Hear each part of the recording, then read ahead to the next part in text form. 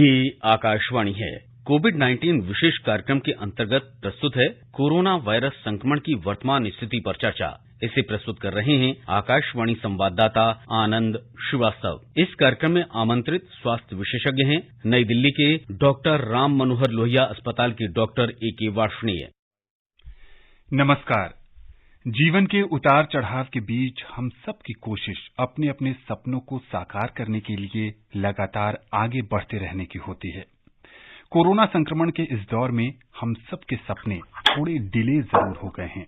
हम सब चाहते हैं कि हम अपने लक्ष्यों को जल्द से जल्द हासिल कर लें, लेकिन दुनिया भर में इस महामारी ने जीवन को डीरेल कर दिया था। अब जब सारी चीजें खुल रही हैं, जीवन वापस पटरी पर आ गया है, तब भी हमें इस बात को समझने की जरूरत है कि सकारात्मक सोच, दृढ़ इच्छा शक्ति के साथ साथ कोविड नियमों का पालन करके ही हम अपने अपने सपनों को साकार कर सकते हैं। कोविड-19 के प्रति आप सब सचेत रहें, जागरूक रहें, इसीलिए आकाशवाणी पर हम लेकर आते हैं ये खास कार्यक्रम। आज के कार्यक्रम के साथ मैं हूं आनंद श्रीवास्तव और हमारे साथ हैं वरिष्ठ स्वास्थ्य विशेषज्ञ doctor A K. Varshney. Doctor Varshney, कार्यक्रम में आपका बहुत बहुत स्वागत है। जी, धन्यवाद आप। डॉक्टर साहब के साथ हम चर्चा शुरू करें उससे पहले हम अपने श्रोताओं को बता देना चाहते हैं कि अगर वो भी इस कार्यक्रम से जुड़ना चाहते हैं तो हमें फोन कर सकते हैं। हमारा फोन नंबर है 011-2331-4444। हमारा टोल फ्री नंबर है 1800-115767।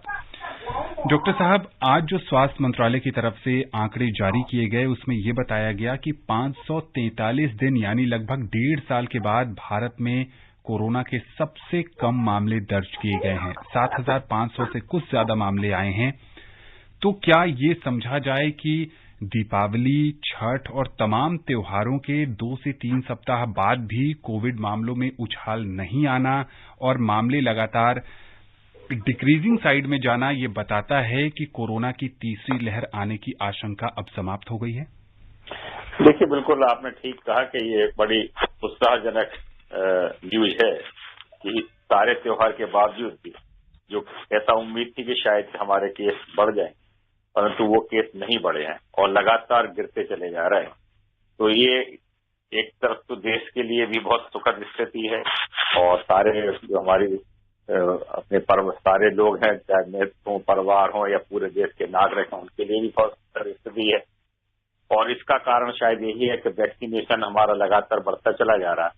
तो वैक्सीनेशन की वजह से भी इम्यूनिटी बढ़ रही है और कुछ काफी लोगों को जो है इन्फेक्शन भी हो गया, तो उससे भी इम्यूनिटी बढ़ी। और ये दोनों चीजें मिला के, क्योंकि जो पीछे सीरो सर्वे भी किए गए थे उसमें भी ये पाया गया कि लगभग 70-80% पॉपुलेशन में इम्यूनिटी पाई गई है। तो ये सुखद स्थिति है। लेकिन उसके बावजूद भी, जैसा आपने भी आगाह किया और हम सब भी कह रहे हैं, कि अभी भी हमें कंप्लेसेंट नहीं होना, लापरवाही नहीं करनी। अभी भी हमें लगातार जो है कोविड एप्रोप्रिएट बिहेवियर को अपनाते रहना है, जिससे ये केसेज लगातार कम होते होते बिल्कुल ये बीमारी हमारे बीच से खत्म हो जाए। जी बिल्कुल। डॉक्टर वार्ष्णेय, आपसे यहाँ ये भी समझने की कोशिश करेंगे कि विश्व स्वास्थ्य संगठन ने दुनिया के 50 से ज्यादा देशों को लेकर एक चेतावनी जारी की है और कहा है कि आने वाले कुछ महीनों में यानी बसंत तक 7 लाख और मौतें कोविड के कारण हो सकती हैं। इस चेतावनी को कैसे देखते हैं आप? हाँ, देखिए, ये चेतावनी लगातार इसीलिए दी जा रही है कि काफी देशों में जैसे ये देखा जा रहा है कि लोगों में अभी भी वैक्सीनेशन के प्रति जो है कुछ भ्रांतियां फैली हुई। लोग अभी भी डर रहे हैं कि शायद वैक्सीनेशन से उन्हें कुछ नुकसान हो सकता है। काफी लोगों ने, जैसे हमारे देश में भी ये देखने में आया कि पहली डोज लगवा ली, लेकिन दूसरी डोज के लिए वो किसी न किसी वजह से नहीं आ रहे। आगे जो समय निकल गया उसका दूसरी डोज लगवाने का और वो नहीं आ रहे। उनके बीच में कुछ भ्रांतियां हैं, या पहली डोज के बाद जैसे मामूली साइड इफेक्ट हो गए, थोड़ा सा हल्का बुखार आ गया या सर दर्द हो गया, शरीर दर्द हो गया, तो उनको लगता है कि दूसरी डोज लगाएंगे तो कहीं और ज्यादा हमारे को परेशानी ना हो जाए। तो ये लगातार हमें जागरूक करना है कि वैक्सीनेशन एक तो पूरा हो जाए और दूसरी डोज भी पूरी हो जाए। क्योंकि देखिए, अभी अपने देश की भी बात करें तो लगभग 80-84% लोगों का जो है पहली डोज लग गई है, लेकिन जो दूसरी डोज या जिसको हम फुल वैक्सीनेशन कहते हैं वो केवल 43% लोगों का हुआ है। तो अभी हमें बहुत बड़ा माइलस्टोन अचीव करना है और दूसरे देशों में भी है और दूसरे कई लोगों ने जैसे केसेज कम हुए तो वो फिर से लापरवाही शुरू कर दी, फिर से भीड़ करनी शुरू कर दी, मास्क बिल्कुल ही उतारना शुरू कर दिया, कोई मास्क ही नहीं पहन रहा और वो इन्फेक्शन फिर से फैलने शुरू हो गए। तो ये कई जगह ये चेतावनी विश्व स्वास्थ्य संगठन भी दे रहा है और देश भी दे रहा है और कई जगह बहुत से देशों में जैसे जब केस बढ़ रहे हैं तो उन लोगों को कुछ एरिया स्पेसिफिक लॉकडाउन लगाने पड़ रहे हैं, प्रतिबंध लगाने पड़ रहे हैं। तो डेफिनेटली जैसे हम सभी कह रहे हैं कि अभी वो स्थिति नहीं है कि हम पूरी तरीके से लापरवाह हो जाए। हमें सब जगहों को जागरूक करना है। विश्व के लेवल पे विश्व स्वास्थ्य संगठन ये कार्य कर रहा है, देश के लेवल पे हर देश की सरकारें ये काम कर रही हैं और पब्लिक की अवेयरनेस प्रोग्राम जैसे आप भी चला रहे हैं लगातार पिछले 1.5 साल से, और भी सरकारें सब चला रही हैं। वो इसीलिए चला रहे हैं कि भाई लापरवाही नहीं करनी है, कोविड एप्रोप्रिएट बिहेवियर जरूर अपनाते रहें जब तक कि बीमारी खत्म ना हो जाए।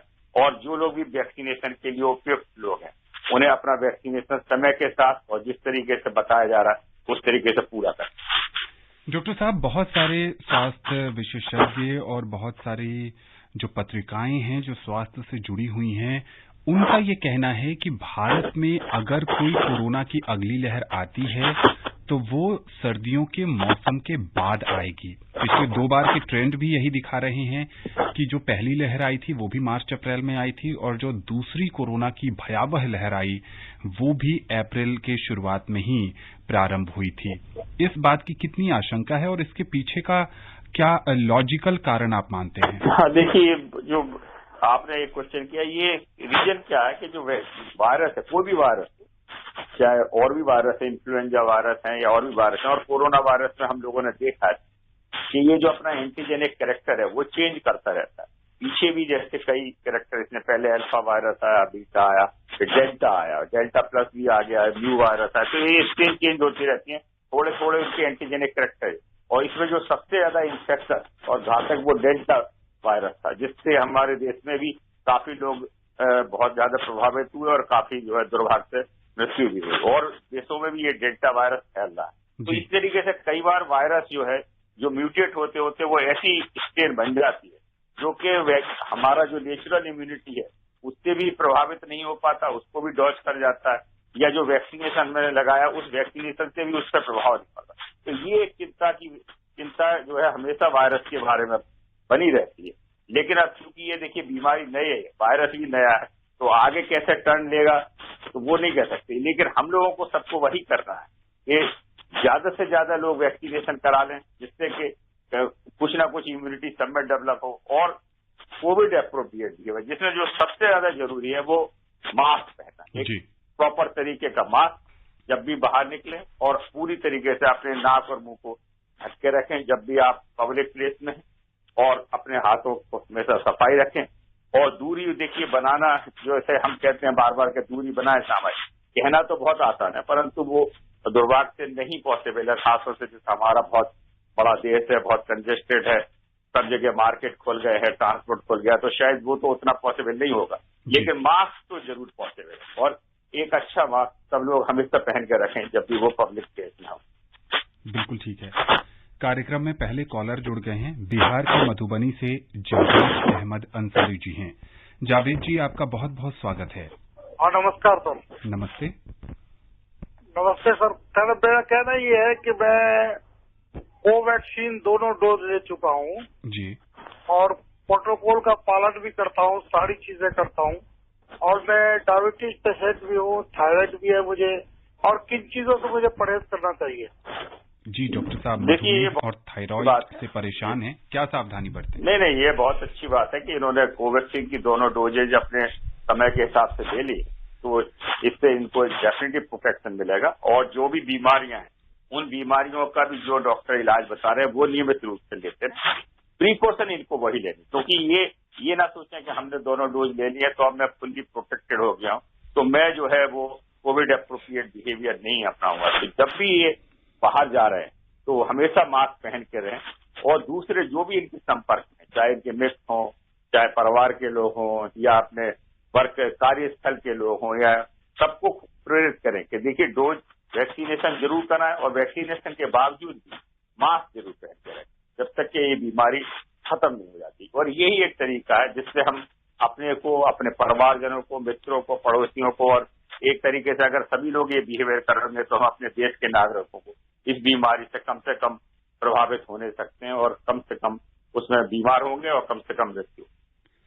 मास्क यानी माई ऑलवेज सिक्योरिटी किट इस समय ये सुरक्षा कवच की भूमिका में है, इसलिए जहां जाएं मास्क जरूर लगाएं। राजधानी दिल्ली से अनिल जी जुड़ गए हैं। अनिल, आपका बहुत बहुत स्वागत है। नमस्ते सर। नमस्कार सर, मैं एक चीज ये जानना चाहता हूँ कि जैसे पहले पिछले साल चर्चा में आप लोग ये कहते थे कि जब कोरोना में इसके लोग करीब 70 या 80% लोग संक्रमित हो जाएंगे तब ये मर्ज कम होने की संभावना या समाप्त होगा, तो क्या अब ऐसी स्थिति हो गई है क्या?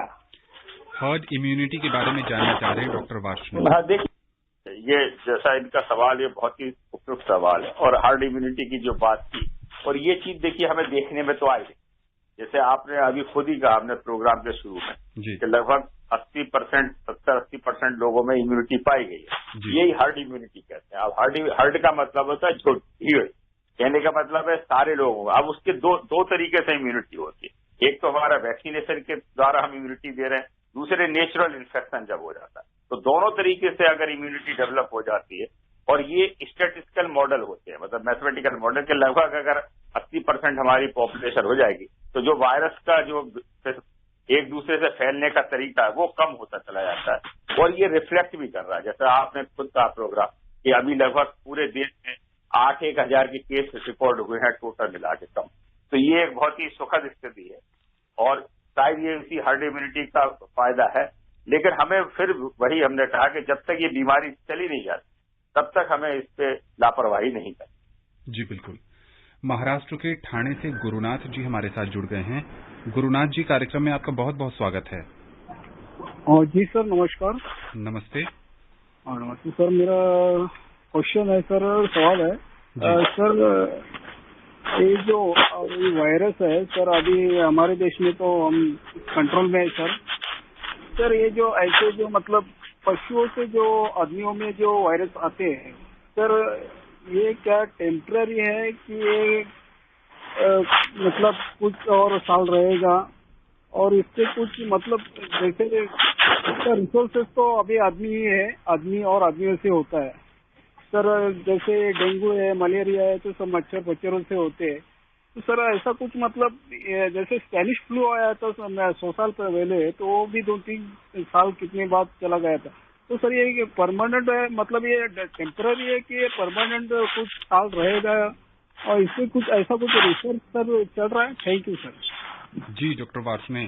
देखिए बहुत है आपका। अब वायरस देखिए, जैसे अब मैं कोरोना की बात करूं तो कोरोना के पहले भी वेरिएंट आए हुए, ठीक है ना, और वो कोरिया के जैसे मिडिल ईस्ट वायरस आया था, वो भी कोरोना का एक वेरिएंट था, उससे पहले भी आया। तो वो दोनों वायरस अपने आप खत्म हो गए, उनमें इस तरीके का म्यूटेशन हुआ कि वो नहीं सर्वाइव करे। दूसरी तरफ जैसे आपने कहा कि कुछ वायरस हमेशा रहते हैं, जैसे मैं इन्फ्लुएंजा का वायरस हमेशा रहता है, लेकिन वो एंडेमिक हो जाता है। अभी जब वायरस जब नया आता है, शुरू में बहुत सारे लोगों को पूरे विश्व में काफी कंट्रियों को या काफी पॉपुलेशन को एक साथ पकड़ता है, तो वो एपिडेमिक स्टेज होती है। धीरे धीरे करके जैसे इम्यूनिटी बढ़ती चली जाती है तो वायरस रहता है, लेकिन वो एंडेमिक हो जाता है। थोड़े थोड़े स्पोरेडिक केसेज आते रहते हैं और उससे लार्ज पॉपुलेशन प्रभावित नहीं होती। तो आगे कैसे बिहेव करेगा ये तो देखिए अभी हम कह नहीं सकते।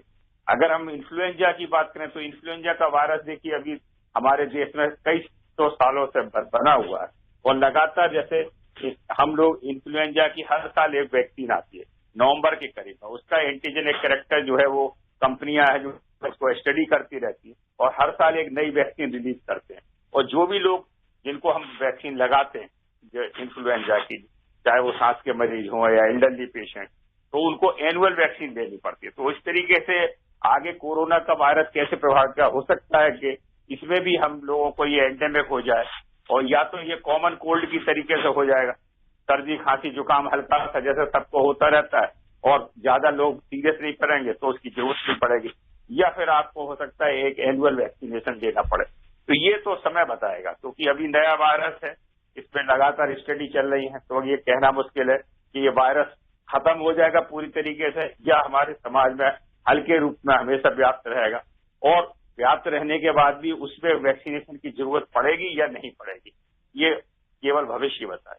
जी बिल्कुल। कुल्लू से राजू सिंह जी जुड़ गए हैं। राजू जी, कार्यक्रम में आपका बहुत बहुत स्वागत है। सर नमस्कार। नमस्ते सर, मैं जानना चाहता हूँ कि किसी को सर ब्लड की जरूरत होती है, तो सर जब हम कोरोना से ठीक होते हैं तो कितने दिन के बाद करना चाहिए हमें वो जो है ब्लड डोनेट? जी डॉक्टर साहब। हाँ देखिए, अच्छा, और कोरोना जैसे जब वायरस हो जाता है तो यूजुअली हमारी जो रिकवरी है वो 2 हफ्ते में हो जाती है, लेकिन एहतियात के तौर पे हम लोग 4 वीक बोलते हैं। 4 वीक के बाद कोई भी व्यक्ति अपना रक्तदान कर सकता है अगर वो पूरी तरीके से स्वस्थ। जी बिल्कुल। जो भी कोरोना संक्रमण के बाद की स्थितियां पैदा होती हैं उसके बाद 4 सप्ताह तक आपको रक्तदान न करने के स्वास्थ्य विशेषज्ञ सलाह देते हैं। कार्यक्रम में हमारे साथ अगले कॉलर जुड़ गए हैं उत्तर प्रदेश के बड़ौद से महेश शर्मा जी। महेश जी, स्वागत है आपका। नमस्कार जी। नमस्ते। आपका स्वागत हमेशा बना रहे, यही भगवान से प्रार्थना करते हैं। शुक्रिया। और आज का सवाल है जी, अगर हम कोरोना से कब कैसे बचाव रखें जो हमेशा बचे रहें? कोरोना संक्रमण से बचे रहने के क्या परमानेंट उपाय हैं, ये जानना चाहते हैं ये। देखिए, शायद इन्होंने प्रोग्राम शुरू से नहीं सुना, बार बार हम आज तो इसी की बात कर रहे हैं कि कोरोना से देखिए बचाव के वही साथ है। सबसे ज्यादा जरूरी तो ये है कि अगर ये एडल्ट हैं और वैक्सीनेशन की नेचुरली 18 वर्ष से ऊपर के जो भी व्यक्ति हैं, अभी भारत सरकार उनको वैक्सीनेशन लगा रही है। वैक्सीनेशन की उपलब्धता हमारे यहाँ इस समय बहुत ज्यादा है, इसलिए लोग सेंटरों पे आ नहीं रहे लगवाने के। मैं सभी से पुनः आग्रह करूंगा कि वो अपना वैक्सीनेशन जरूर कराएं। अगर पहली डोज लग गई है तो समय के अंतराल के बाद दूसरी डोज जरूर कराएं। जिन्होंने पहली नहीं ली है वो अपना वैक्सीनेशन शुरू करा दें। और एक चीज और कहना चाहूंगा कि बहुत से लोगों के मन में ये भ्रांतियां हैं, जो मेरे पास सवाल आते रहते, साहब हमको डायबिटीज है, हमें ब्लड प्रेशर है, हमें हार्ट डिजीज है, हमें किडनी डिजीज है, हमें कैंसर है, हमें HIV है, तो हम कुछ दवाइयां खा रहे हैं तो हमें वैक्सीनेशन कराना चाहिए या नहीं कराना चाहिए? मैं ये कहूंगा कि ऐसे लोगों को तो बहुत ही ज्यादा जरूरी, क्योंकि जिन लोगों की इम्यूनिटी कम है, अगर उनको इन्फेक्शन हुआ तो वो सीरियस हो सकता है। इसलिए उन लोगों को कोई भी भ्रांति नहीं अपनानी चाहिए, हमेशा जो है उन्हें वैक्सीनेशन जरूर करना चाहिए। हाँ, अगर आपके मन में किसी तरीके की दुविधा है, कोई भी नजदीकी स्वास्थ्य केंद्र वहां पर हमारे डॉक्टर विशेषज्ञ उपलब्ध होते हैं, उनसे अपनी शंका का समाधान करें। परंतु मैं ये कहूंगा कि वैक्सीनेशन पूरी तरीके से सुरक्षित है और काफी हद तक प्रभावी है, 70 से 80% प्रभावी है, इसलिए वैक्सीनेशन जरूर कराएं। दूसरा सेकंड यही है कि जैसे हमने बार बार कहा कि कोविड एप्रोप्रिएट बिहेवियर, जिसके 3 कंपोनेंट है। पहला तो है कि एक अच्छी तरीके का मास्क पहने, अगर आप अफोर्ड कर सकते हैं तो N95 मास्क पहने, नहीं कर सकते तो सर्जिकल मास्क कर सकते हैं, और अगर वो भी नहीं कर सकते तो डबल लेयर या ट्रिपल लेयर जो है कॉटन का मास्क पहने, वो भी आपको काफी हद तक सुरक्षा देता है। अपने हाथों की सफाई पे भी पूरा ध्यान रखें, और जहां तक पॉसिबल हो, अगर आवश्यक ना हो तो लोगों से मिलना जुलना बहुत ज्यादा ना करें। आवश्यक है तो जरूर जाए अपने काम। तो अगर हम ये सब चीजें अपनाते रहेंगे तो ये इसी तरीके से हम अपने को सुरक्षित रख सकते। जी बिल्कुल। गाजियाबाद लोनी से यामीन जुड़ गए हैं हमारे साथ। मोहम्मद यामीन जी, कार्यक्रम में आपका स्वागत है। सर नमस्कार। डॉक्टर साहब को नमस्कार। जी नमस्कार जी, मैं यामीन भाई रेडी वाला चिरोड़ी लोनी का। सर मैं ये जानना चाह रहा हूँ, जैसे कि हमने कल सर्वे किया थोड़ा, जिन लोगों ने 2 डोज ले ली थी उनको वायरल टाइफाइड या ये बुखार चल रहा है आजकल, उनको ये नहीं हुआ जिन्होंने दोनों वैक्सीन ले ली थी। थोड़ा बताएं इसके बारे में। देखिए, इसमें 2-3 चीजें होती है, मैं आपको बताऊं। कई तरीके के बुखार चल, जैसे टाइफाइड का बुखार है वो बैक्टीरियल इन्फेक्शन, और उसका कोरोना से कोई लेना देना, वो हमारा गंदे खाने से या उन चीजों से होता है, और उससे किसी को भी हो सकता है। जहां तक देखिए डेंगू चल रहा है, मलेरिया चल रहा है, चिकनगुनिया चल रहा है, ये एक एडीज तरीके का जो मच्छर होता है उसके काटने से होता है। तो ये इसका ना तो ऐसे रेस्पिरेटरी वायरस से मतलब है, ना ही खाने के। ये मच्छर अगर आपको काटेगा तो आपको हो सकता है। रेस्पिरेटरी इन्फेक्शन भी बहुत से चलते रहते हैं, जैसे सामान कॉमन कोल्ड है वो भी रेस्पिरेटरी इन्फेक्शन है, इन्फ्लुएंजा है वो भी रेस्पिरेटरी। तो बहुत से वायरस होते हैं, सांस के जो खांसी जुकाम बुखार के कई सौ वायरस होते हैं, तो वो किसी से भी इन्फेक्शन हो सकता है, और कोरोना उनमें से एक वायरस इन्फेक्शन, और सिम्टम लगभग सब वायरल इन्फेक्शन के एक जैसे होते हैं। तो चूंकि अगर आपने वैक्सीनेशन लगाया हुआ है दोनों, तो संभावना बहुत कम है कि आपको कोरोना का इन्फेक्शन हो। अगर दोनों टीके की डोज आपने ले ली है तो कोरोना का खतरा कम है, लेकिन आप कोविड नियमों का पालन हमेशा करते रहिए। और आपने अभी तक अगर कोविड टीका नहीं लगवाया है तो अपने नजदीकी टीकाकरण केंद्र पर जाकर वैक्सीन जरूर लें। आप वहां जाकर भी अपना पंजीयन करा सकते हैं या फिर कोविन प्लेटफॉर्म के जरिए भी आप खुद को रजिस्टर्ड करवा सकते हैं। मध्य प्रदेश से लालू रजत जी जुड़ गए हैं। लालू जी, कार्यक्रम में आपका स्वागत है। जी सर जी, नमस्ते सर जी। नमस्कार। मैं एमपी मंडला जिले से बोल रहा हूँ सर जी। जी, आकाशवाणी परिवार को हृदय से धन्यवाद देना चाहूंगा सर जी कि आपका इतना अच्छा कार्यक्रम चल रहा है। आपके इस कार्यक्रम के माध्यम से हम लोगों को रोचक जानकारी प्राप्त हो रही है, इसके लिए धन्यवाद देना चाहूंगा। जी, बहुत शुक्रिया। जी सर, मेरा क्वेश्चन है सर जी कि ये तो फर्स्ट लहर आई है और सेकेंड लहर भी आई, और अभी डेल्टा प्लस जो आने वाली है, अभी जनवरी फरवरी लोग कह रहे हैं कि आने वाली ये लहर, इसमें सर हर साल इसी तरीके से लहर आती रहेगी कि इसमें कुछ रोकथाम होगा कुछ?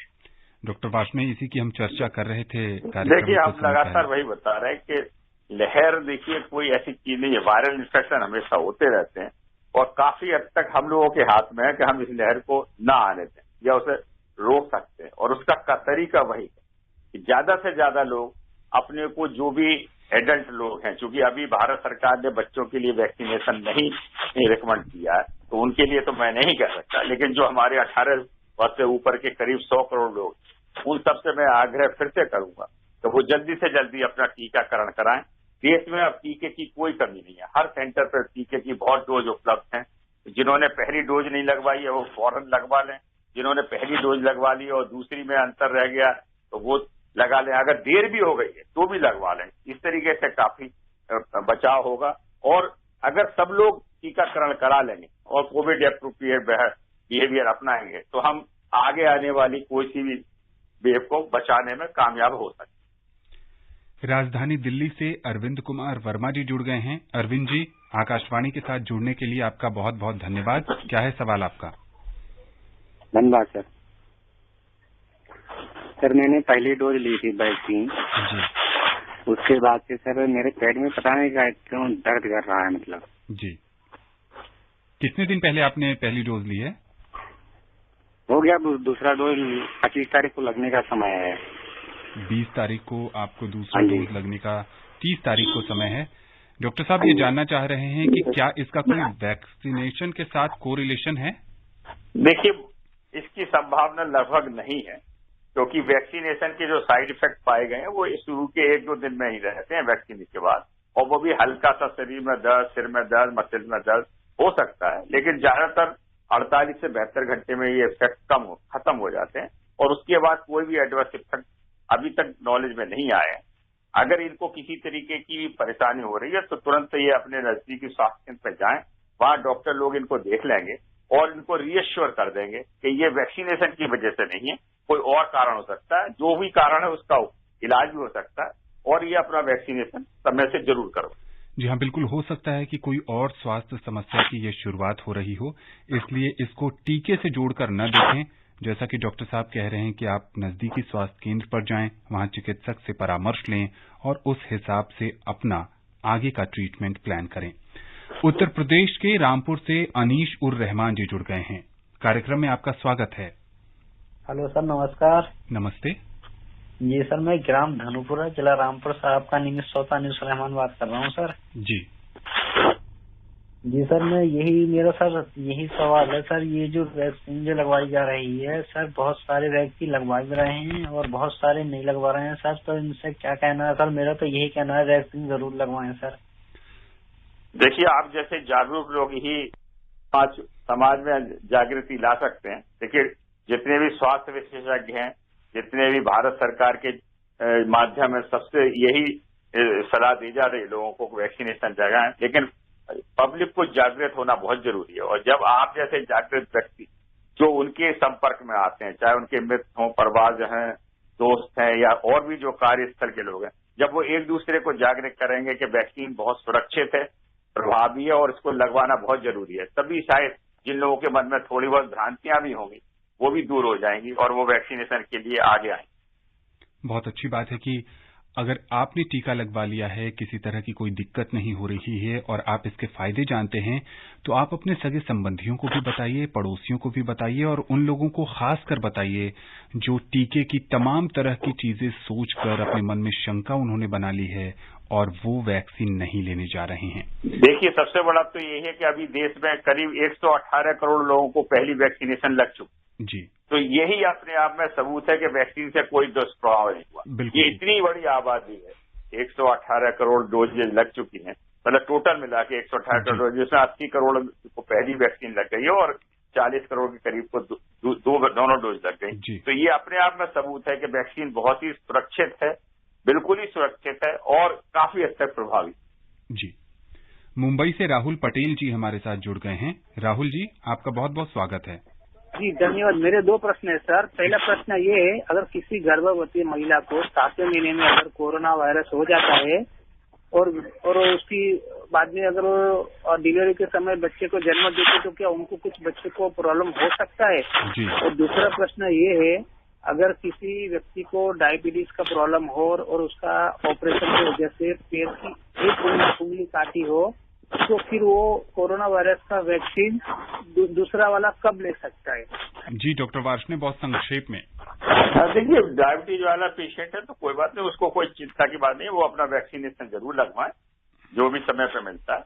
जहां तक प्रेग्नेंट लेडीज की बात है, अगर उन्होंने शुरू में वैक्सीन लगवा ली है तो चांसेस बहुत कम है कि उनको इन्फेक्शन होगा। अगर नहीं लगवाई है और इन्फेक्शन होता है तो जो शुरू में अगर इन्फेक्शन होता है प्रेगनेंसी के 3 महीने में, तब उसकी ज्यादा संभावना होती है कि उससे नुकसान हो सकता है। लेकिन बाद में भी डॉक्टर लोग सुरक्षित तरीके से उनकी डिलीवरी कराने की कोशिश करेंगे। हाँ, कोई भी इन्फेक्शन, देखिए प्रेगनेंसी एक बहुत बड़ी स्थिति होती है, शारीरिक अलग स्थिति है। उस स्थिति में अगर कोई देखिए सीरियस इन्फेक्शन हो जाता है और उसमें निमोनिया हो जाता है तो कोई किसी भी स्टेज पर, चाहे वो नॉर्मल व्यक्ति हो, उन्हें कॉम्प्लिकेशन हो सकते हैं और प्रेगनेंसी में ज्यादा कॉम्प्लिकेशन हो सकते हैं। तो ऐसे में अगर कोई बात होती है तो तुरंत ही अपने नजदीकी जो भी स्त्री रोग विशेषज्ञ हैं उनके पास जाएं। अगर जरूरत होगी तो जो ऑल एक्सपर्ट्स हैं वो भी अपनी सलाह देंगे और उसका उचित इलाज करें। जी बिल्कुल।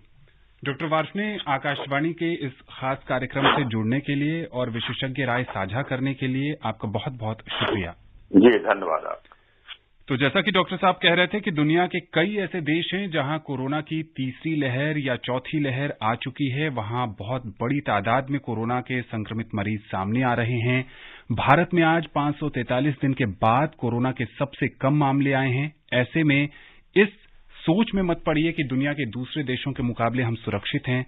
जिस दिन से हमने आपने लापरवाही बरतनी शुरू कर दी, यहां भी मामले तेजी से बढ़ने लगेंगे। अगर आपने कोविड टीका नहीं लगवाया है तो जाकर नजदीकी टीकाकरण केंद्र पर जरूर कोविड वैक्सीन लें। अपने परिवार को सुरक्षित रखना चाहते हैं तो जहां भी जाइए मास्क लगाइए, साबुन पानी से अपने हाथ और मुंह को बार बार धोते रहिए, सैनिटाइजर का इस्तेमाल करिए। बहुत सारी चीजें खुल गई हैं, सुरक्षित दूरी का पालन करना बहुत मुश्किल है, लेकिन कोशिश करिए, कोशिशें ही सफल होती हैं। स्वस्थ रहिए, खुश रहिए और संक्रमण से बचे रहिए। नमस्कार। कोविड-19 विशेष कार्यक्रम के अंतर्गत अभी आप सुन रहे थे कोरोना वायरस संक्रमण की वर्तमान स्थिति पर चर्चा। इसे प्रस्तुत कर रहे थे आकाशवाणी संवाददाता आनंद श्रीवास्तव। इस कार्यक्रम में आमंत्रित स्वास्थ्य विशेषज्ञ थे नई दिल्ली के डॉक्टर राम मनोहर लोहिया अस्पताल के डॉक्टर A.K. वार्ष्णेय। ये कार्यक्रम आकाशवाणी के समाचार सेवा प्रभाग द्वारा प्रस्तुत किया गया। इसे आप हमारे mobile app news on AIR और YouTube channel news on AIR official पर भी सुन सकते हैं। इस कार्यक्रम के संबंध में अपनी प्रतिक्रिया आप हमें ईमेल कर सकते हैं। पता है airnsdtalks@gmail.com। ये कार्यक्रम फिर से सुनने के लिए लॉग ऑन करें हमारी वेबसाइट newsonair.nic.in।